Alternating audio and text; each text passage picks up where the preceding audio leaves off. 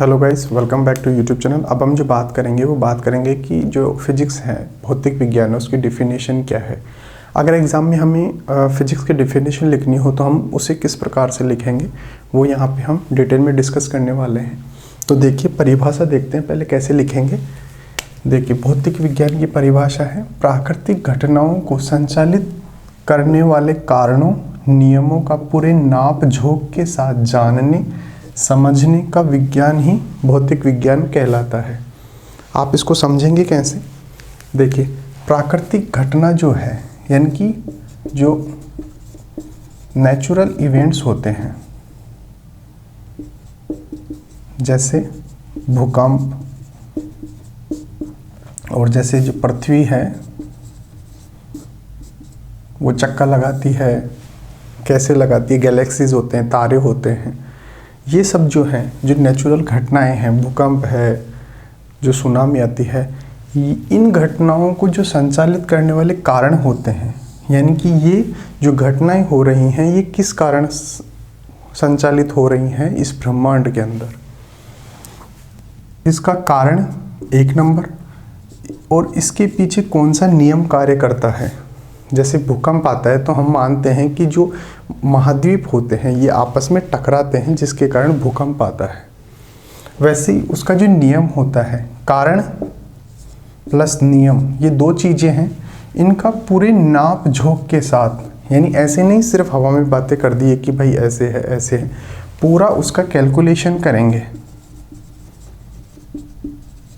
नाप झोंक करेंगे। यही कारण होता है कि फिजिक्स के अंदर जो कैलकुलेशंस होती हैं वो ज़्यादा होती हैं। तो पूरा नाप झोंक के साथ जानने, हम उसके जानेंगे कि ये क्यों हो रही है, उसको समझेंगे, और ये जो समस्त क्रियाएं हम कर रहे हैं विज्ञान की जिस ब्रांच में, जिस शाखा में, उसे ही हम बोलेंगे भौतिक विज्ञान। फिर अगर इंग्लिश में बात करें कि डेफिनेशन ऑफ फिजिक्स क्या है, तो देखिए, physics is the science of knowing and understanding. Knowing यानी कि पहले हम जानेंगे कि जो कोई भी इंसिडेंट हो रही है वो क्यों हो रही है। अंडरस्टैंडिंग, उसको समझेंगे। कॉज, इसका कारण कि क्यों हो रही है, कोई भी जो नेचुरल इवेंट है वो क्यों हो रही है, जैसे सुनामी हो गया, ये सब। और लॉस, कौन से लॉस काम करेंगे। कंट्रोलिंग नेचुरल इवेंट्स, जो नेचुरल इवेंट्स होते हैं उनको कंट्रोल करने वाले लॉज और कॉज होते हैं, यानी कि उनका कारण और उनको जो लॉ होते हैं, कौन से लॉ उस पर कार्य कर रहे हैं, काम कर रहे हैं। विद कंप्लीट मेजरमेंट, यहाँ पे ध्यान दी, मेजरमेंट यानी कैलकुलेशंस, यहाँ पे कंप्लीट कैलकुलेशंस की हम बात करेंगे। ठीक है, ये तो हो गई फर्स्ट डेफिनेशन, ये तो हो गई जनरल लैंग्वेज के अंदर। अगर हम इसे बोलें कि भौतिक विज्ञान की डेफिनेशन क्या है, तो यही बोलेंगे जो प्राकृतिक घटनाएं हो रही हैं उनको संचालित करने वाले कारण और उनके जो नियम होते हैं उनका पूरे नाप झोंक के साथ जानने और समझने की जो विज्ञान की ब्रांच है, जो शाखा है, उसे हम बोलेंगे भौतिक विज्ञान। ये तो जनरल लैंग्वेज हो गई। अब बात आती है कि इसको लिखेंगे कैसे, एग्जाम में अगर आ जाता है तो वो देखिए, ब्रह्मांड के पदार्थ और ऊर्जा, दो चीज़ें हैं। एक तो है ब्रह्मांड के अंदर पाए जाने वाला पदार्थ, कोई भी जो वस्तु होती है वो पदार्थों से मिलकर बनी होती है। तो एक तो हो गया मैटर और एक हो गया एनर्जी। पहले तो हम इन दोनों चीज़ों के बारे में जानेंगे। भौतिक विज्ञान की वह शाखा, वह ब्रांच जिसके अंदर पदार्थ और ऊर्जा, इन दोनों के बारे में जानेंगे। फिर इनके आपसी और पारस्परिक क्रिया, यानी कि इन दोनों के अंदर क्या संबंध पाया जाता है। क्या एक पदार्थ को ऊर्जा में बदला जा सकता है, क्या ऊर्जा को पदार्थ में बदला जा सकता है, अगर बदलेंगे तो कितनी ऊर्जा प्राप्त होगी। ये सब जो पारस्परिक जो इंटर रिएक्शन होती है, यानी कि आंतरिक क्रियाएं जो होती हैं, इसका पूरे नाप झोंक के साथ अध्ययन ही विज्ञान में क्या कहलाता है, भौतिक विज्ञान। यानी कि विज्ञान की वह शाखा जिसके अंतर्गत पदार्थ और ऊर्जा, इन दोनों का अध्ययन प्लस इनका जो पारस्परिक संबंध होता है, आपस में क्या रिलेशन होता है, उसका जो अध्ययन होता है, उसे हम बोलते हैं भौतिक विज्ञान। अब इंग्लिश में बात करें तो physics is the science of quantitative study of self and mutual interaction of mass and energy. Mass और जो एनर्जी होती है, एक तो इनका जो सेल्फ यानी कि इनका सेल्फ अगर जैसे सिर्फ मैटर है, मैटर किस प्रकार से काम करती है, क्या क्या पाया जाता है, कैसे बना होता है, ये एनर्जी, एनर्जी कैसी होती है, कहाँ काम करती है, ये सब एक तो इनका जो सेल्फ क्या हो गया इनका स्टडी। एक इनका म्यूचुअल इंटरेक्शन यानी कि ये आपस में एक दूसरे को कैसे इंटरेक्ट करते हैं। जैसे मास है, उसको अगर एनर्जी में कन्वर्ट करेंगे तो कितना क्या हमें एनर्जी मिलेगा, ये सब हम देखेंगे। तो ये जो साइंस की जो ब्रांच है, उसी साइंस की ब्रांच को हम क्या बोलते हैं, फिजिक्स। देखिए पहले क्या होता था, 18वीं शताब्दी से पहले की बात कर रहा हूँ,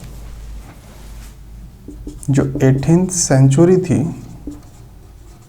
तब तक क्या होता था, ये फिजिक्स थी ही नहीं। तब तक क्या होता था, एक नेचुरल फिलोसॉफी होती थी, प्राकृतिक दर्शन होता था।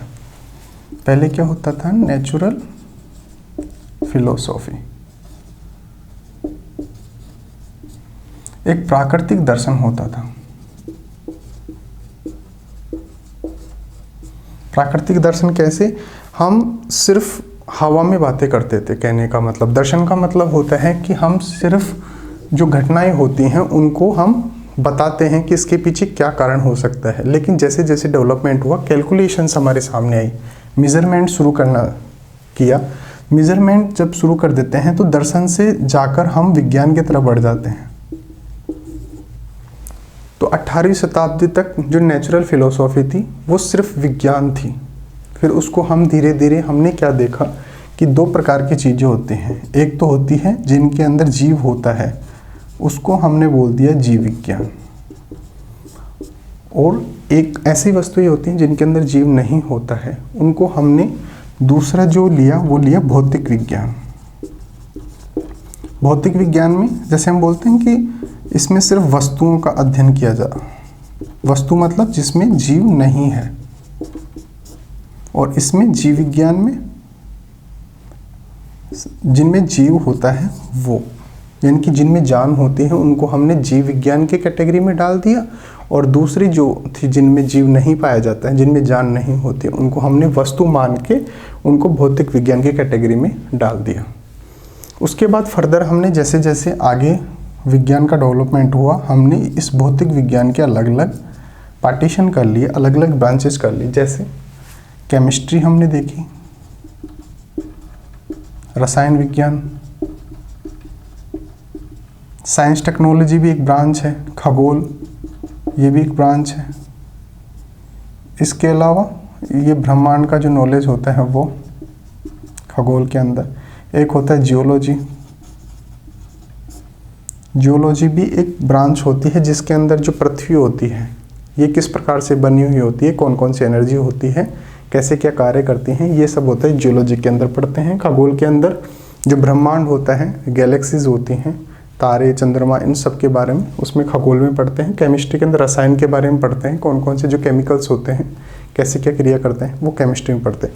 इस प्रकार से पहले हमने स्टार्टिंग में सिर्फ जीव विज्ञान और भौतिक विज्ञान, विज्ञान को दो ब्रांचेस में डिवाइड किया था। लेकिन फर्दर जैसे जैसे हमारे को नीड बढ़ती गई, हमने फिजिक्स के अंदर केमिस्ट्री, खगोल, जियोलॉजी और भी बहुत सारी ब्रांचेज हैं, इस प्रकार से इंट्रोड्यूस करते गए। Okay guys.